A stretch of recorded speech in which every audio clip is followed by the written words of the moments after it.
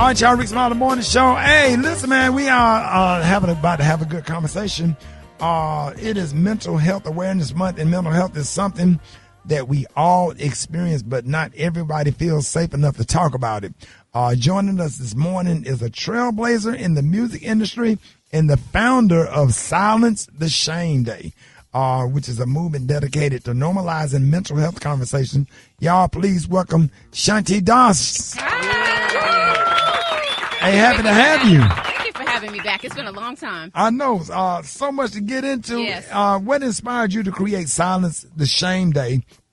And can you briefly share your testimony with us? Yeah, absolutely. So, as you mentioned, I had a big career in music. I walked away in 2010, and Rickey, I almost took my own life in 2015. Wow. It was September of 2015, one Saturday night, and it wasn't that I wanted to die. I just wanted the pain to go away.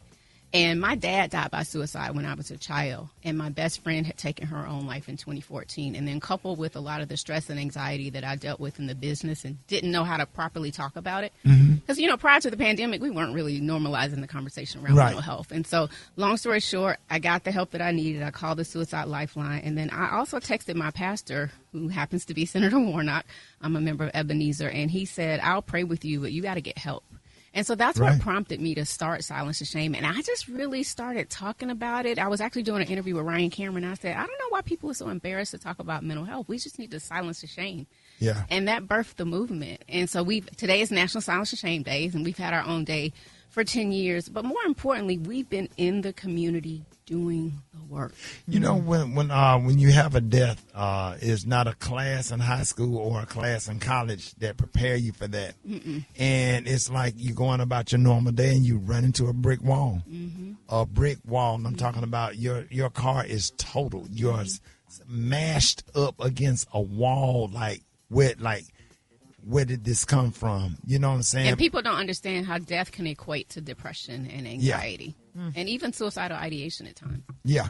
So that's why we're doing what we're doing. Unfortunately, our organization is in a crisis right now. We lost over $500,000 in our funding from the state a few weeks ago. But my faith is strong. And I read recently and I heard this spiritual video, and it talked about having faith in the storm. Right. And so how eagles use the wind shear from the storm to propel them and to keep them calm. And that's what I feel like right now. I'm calm in the storm, knowing that I have faith in God, that he will restore us and allow us to keep doing this work. We have so many great programs that we do. We have our COPE clinics. We have our Silence the Shame University. We just graduated 10 students across campuses here in Georgia. So we have over 70 ambassadors for the last 3 years. We do parent cafes because you can't train a child and then they go back home and there's a lot of stigma in the house around mental health. So we do work with our parents. We have youth advisory councils, parent advisory councils, and we have serviced tens of thousands, almost hundreds of thousands within our programs. What are you about to say, Alfredo? I was just going to say, first I want to give the Suicide and Crisis Lifeline. That is 988. That's the Suicide and Crisis Lifeline. It's 988. Thank you so much for sharing your story. You know, you've worked in the entertainment industry with artists like Outkast, Usher, TLC, Toni Braxton, so many others. Have you seen mental health impact artists behind the scenes? Oh, absolutely. I mean, I won't obviously name names, but a lot of the artists, whether it's just the frustration of the money not being right, having yes people around you, people that don't necessarily care about your wellness, but just trying to take care of their own career off of your fame. And so, yes, I see artists suffer all the time.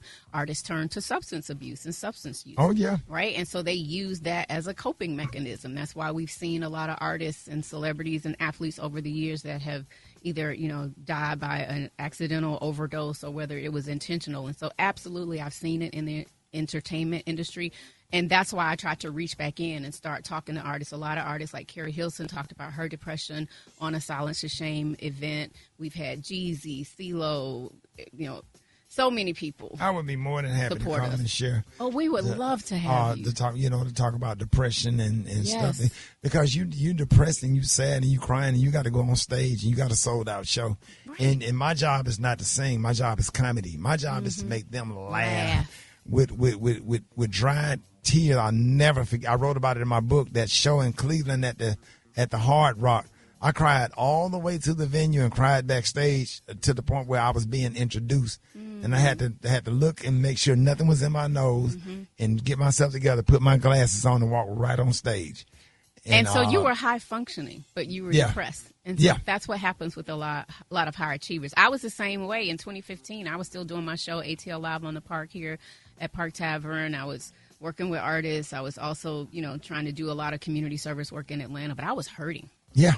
But let me tell you what the beauty is of it now. Just with having done this 10 years, if somebody asks me, Rickey, how you doing? I'll tell them I'm not good. Right. Really? Oh, I'm very honest about it now, and nothing to be embarrassed about. Yeah, and the problem is finding somebody to talk to that understand and that's gonna listen. Because sometimes the minute you bring something up that you're going through, they take over and then they make a comparison in what they're dealing with and going through, and then now you got to listen to them. That's right. And I don't think that they know that they're not helping by making a comparison. Sometimes we just want people to just listen. We want to get it out. We just need it. Or whatever. Everything that I deal with, I have to be very particular about who I talk to, because sometimes you end up listening. That's right. And you're not able to get it out and to get out your frustration, what bother you. They will flip and mirror a comparison. Or, when my auntie died. And that's human nature. Yeah, it's human nature. But it doesn't help. Correct. But it's not helping. And you just made your situation worse. Is there a line that people could call for help? If anybody going through depression. Again, 988. 988. So 988 is a national organization. You get a trained crisis counselor that answers the phone or the text, and they'll listen to you. And each state has their own 988 agency and officials, but if you can't get through on the local number, it'll direct you to the national number. So always call 988. We actually even partnered with Mayor Dickens and Courtney English in the city of Atlanta and created a 988 campaign for folks in the city of Atlanta, but nationally. Everybody has it. A pamphlet for anybody that's going through the grief process. How can people get this pamphlet? Yeah, so you can. I just released a new guide, a guide to navigating grief, 30 tips for healing loss. You can go to my website at www.shantidas.biz. And then for Silence the Shame, with it being the 10-year anniversary, if you want to support Silence the Shame, you can donate. We're asking for $10 for the 10-year anniversary, so you can text the word SILENCE, SILENCE, to 707070, or go to our website at silencetheshame.com. Yeah. All right. Anybody that need help going through the grief process or whatever, this guide to navigating grief, and it's a lot of people because I'm on Facebook, I'm on social media, and I see the videos, I see the funerals, I see people sharing their stories or whatever, and I can relate to it. I know exactly, what a lot of y'all are dealing with, but this guidance, the guide to navigating grief, 30 tips for healing after loss, is a powerful piece. And I think it's something that everybody should have, even if you're not grieving. Yeah. Whatever. So if when it comes, because one thing about death is coming, it's gonna knock at everybody's door. That's right. But reading this and just always being prepared for it. Give us all of your information, that everybody know how they can reach you one more time. Yes, you can reach me at Shanti Das. You can follow us at Silence the Shame. Again, you can text to donate by texting silence to SILENCE. If you want the guide, you can go to www.shantidas, SHANTIDAS.biz. There it is, y'all. All right, 19 after the hour, y'all. More Rickey Smiley Morning Show coming up.